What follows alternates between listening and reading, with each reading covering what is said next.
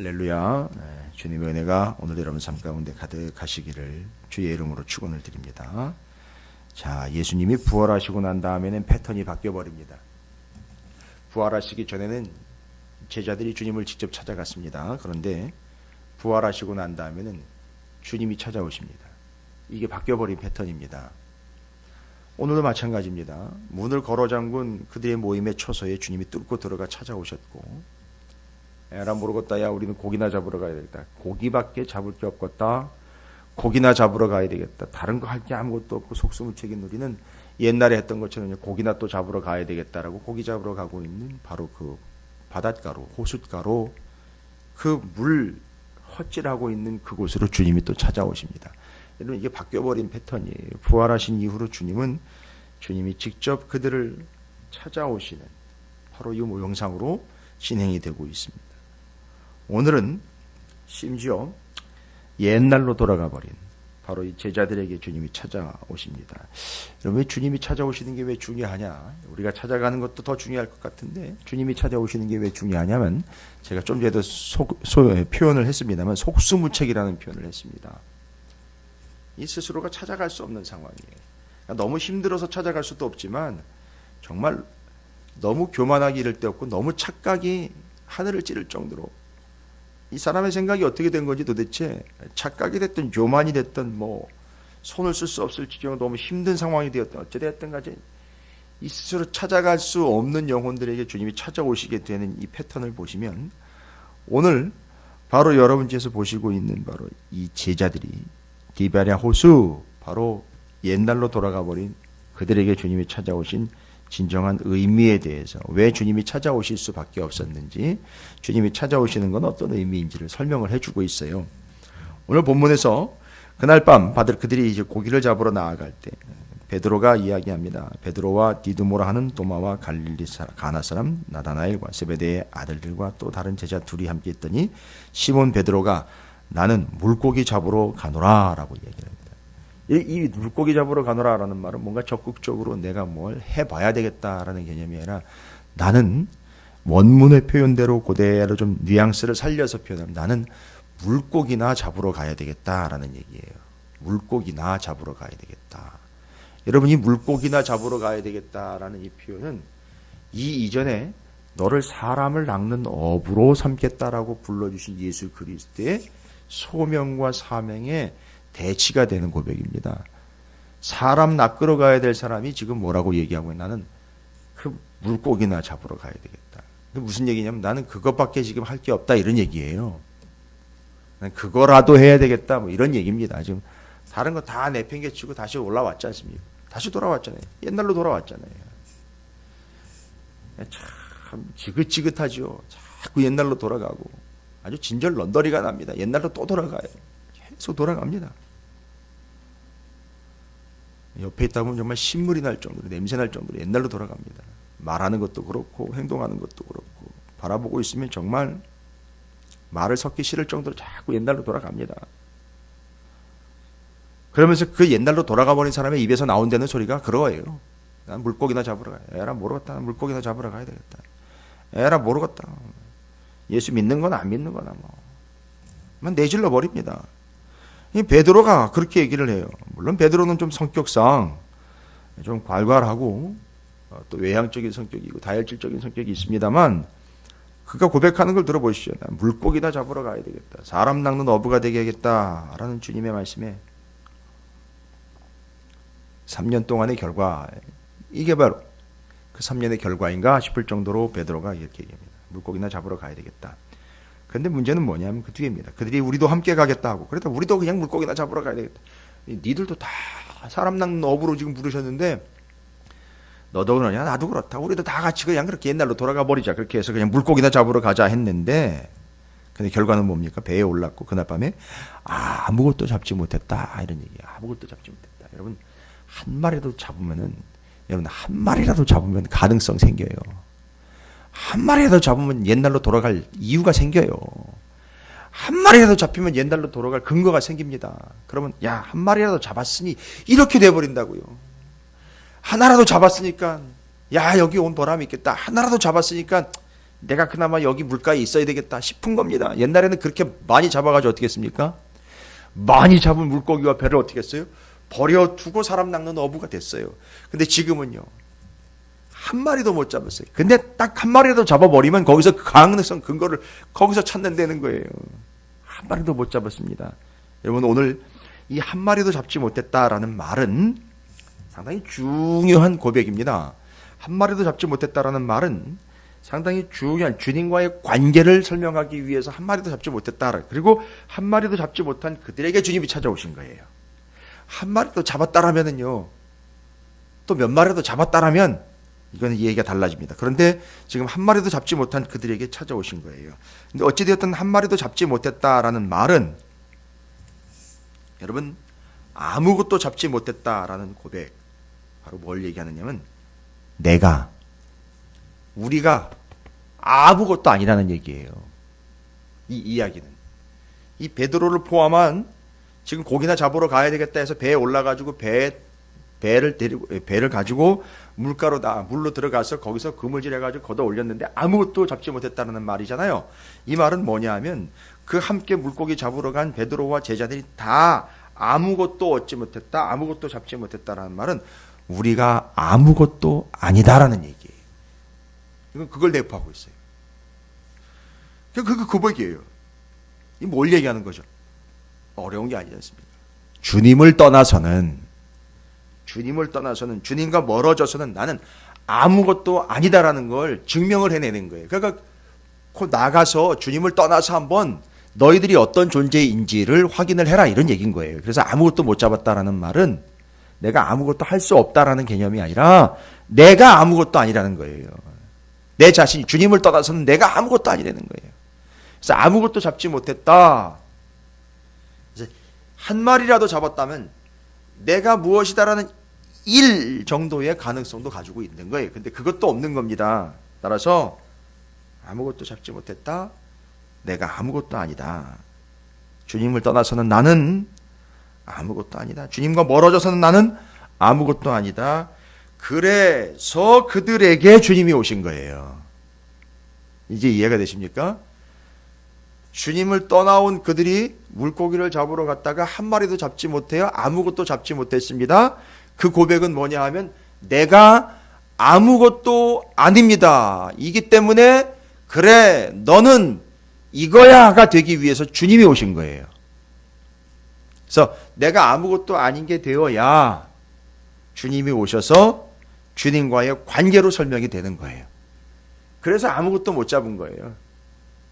그리고 배를 비워놔야, 빈 배가 되어야 어떻게 돼요? 그 빈 배에 물고기를 채우는 게 아니라 예수를 채우는 게 돼버리기 때문에 그렇습니다. 그래서 내가 아무것도 아닙니다 했을 때 그때 주님이 오셔서 이제는 진정한 주님의 제자가 되도록 하는 것, 그걸 위해서 아무것도 잡지 못했다라는 상황이 전개가 되는 겁니다. 그 아무것도 잡지 못했다라는 건 내가 아무것도 아닙니다. 그 아무것도 아닌 그들에게 주님이 찾아오시는 거죠. 그렇게 됐을 때. 그 다음에 두 번째는요, 아무것도 얻지 못했다, 아무것도 잡지 못했다라는 말은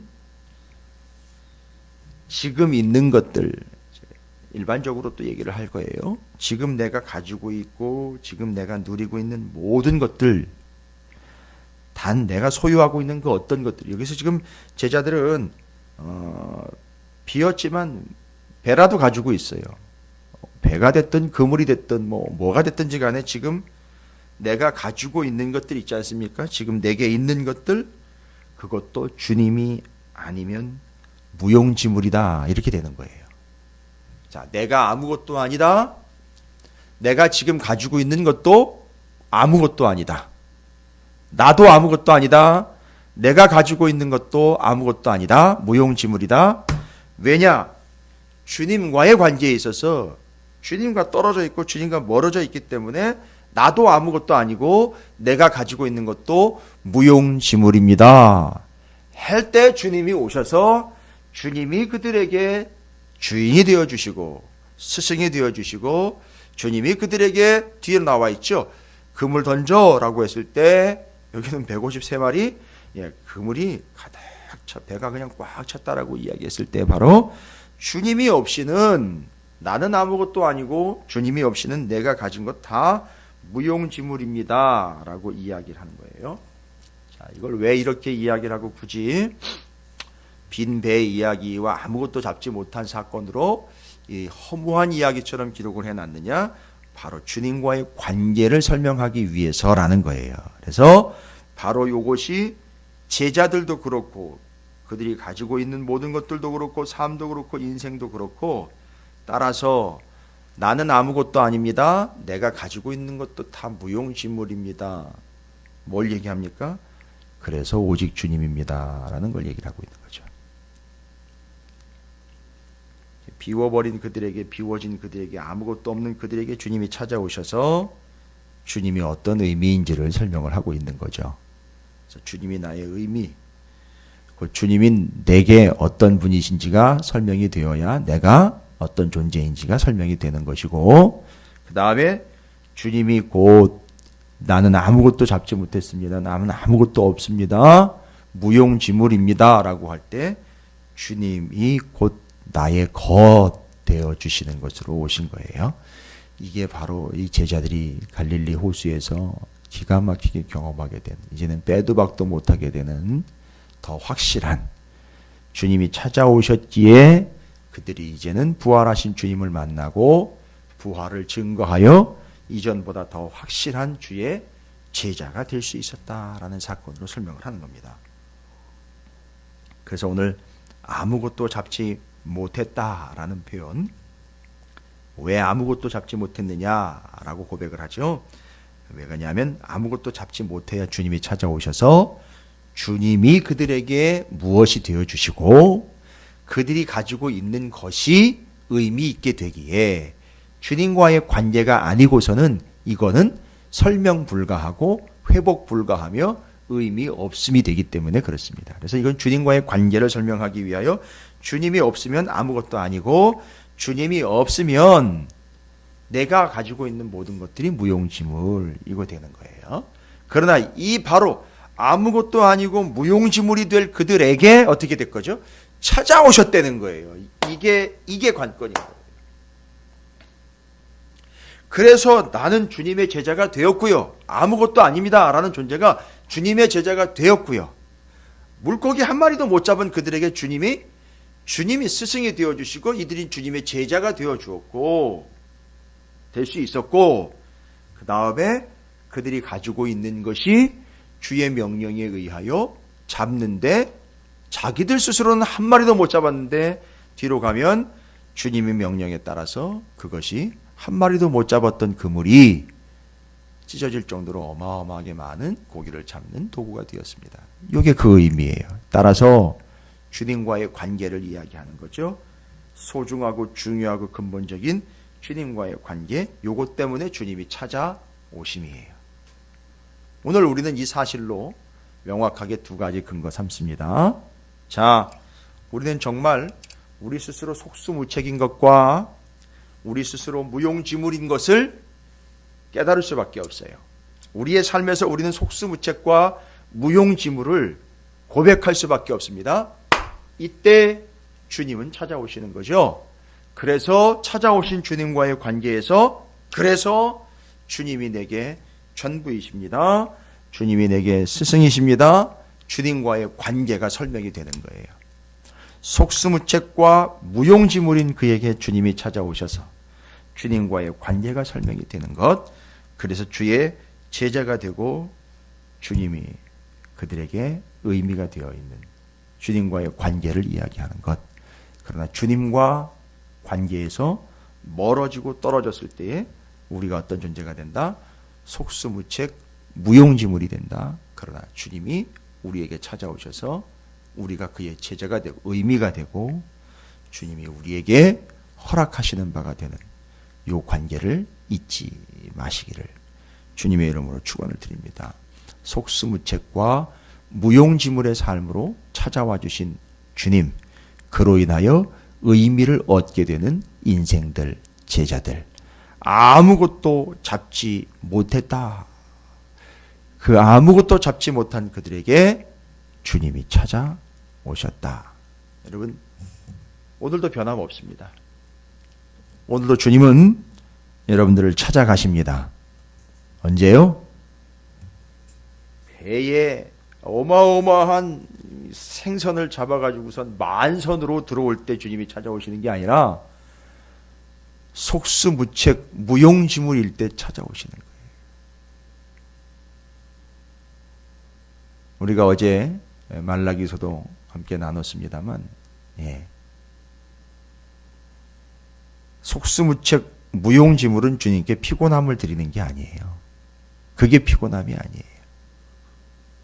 그건 주님이 우리에게 찾아오실 근거와 이유입니다. 어찌되었든 우리는 우리 스스로를 주님이 아니면, 주님이 없으면, 주님과의 관계가 아니면 속수무책 무용지물입니다 라는 고백을 좀 드리세요. 주님 없이도 떨어져 있어서도 이것저것 요것저것 할 수 있어요 하지 마시고요. 주님이 아니면, 그래서 오늘 본문은 주님과의 관계에서만 설명될 제자들이에요. 제목을 따로 설명을 한다면 1절부터 3절까지 제목을 따로 단다면 주님과의 관계에 의해서만 설명되는 제자들, 이런 얘기예요. 그래서 주님이 아니면 속수무책 무용지물입니다. 우리의 고백이 돼야 되고요.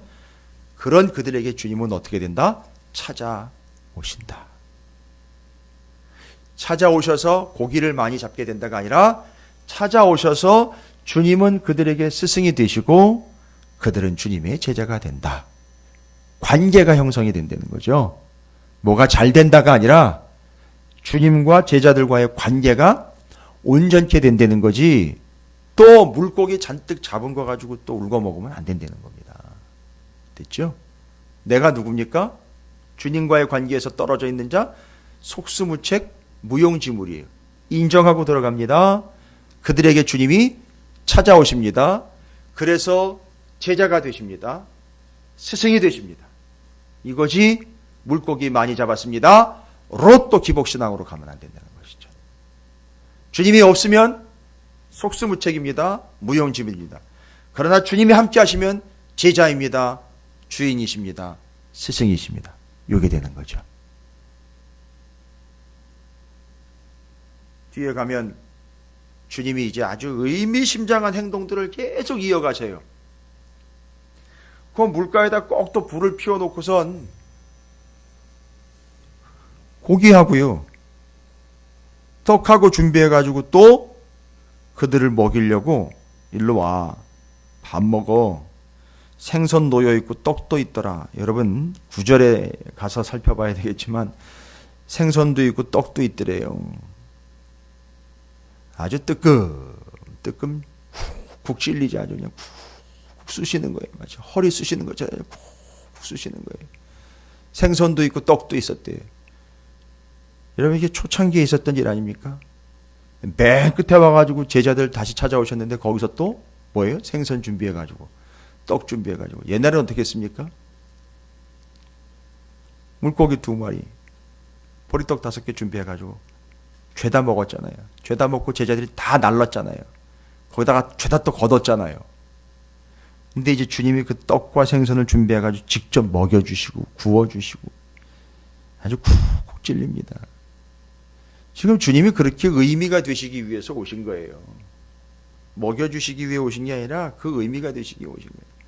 옛날 일을 다 떠오르는 거예요.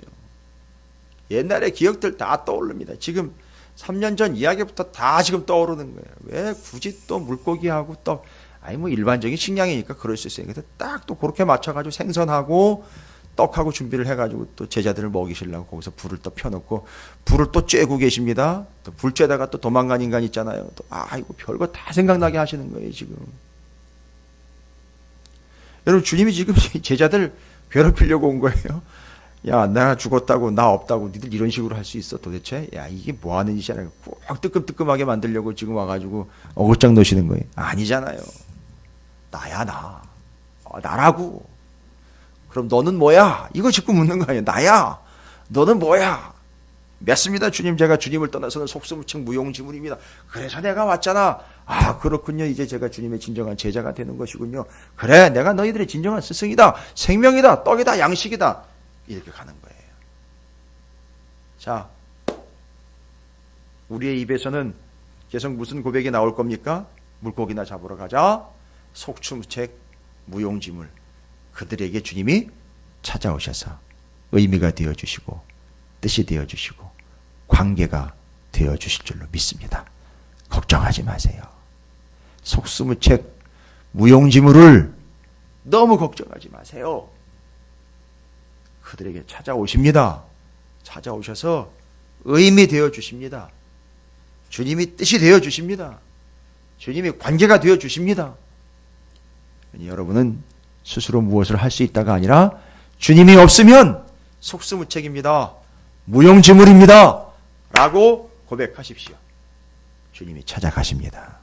가셔서 의미와 관계가 되어주실 줄로 믿습니다. 오늘 한 날 주님과의 그런 의미와 관계가 다시 한번 또 더 긴밀하게 형성되는 복된 한 날이 되시기를 여러분의 사업장으로, 여러분의 가정으로, 여러분의 심령으로 주님이 찾아가 주실 줄로 믿습니다. 그래, 여러분의 관계에 그 주님의 의미가 형성되어 더욱 굳건히 주님을 붙잡는 주님의 참된 제자들이 되시고 그 성도가 되시기를 다시 한번 주의 이름으로 축복합니다. 자, 오늘 말씀 기억하시면서 예, 주님, 제가 속수무책 무용지물입니다.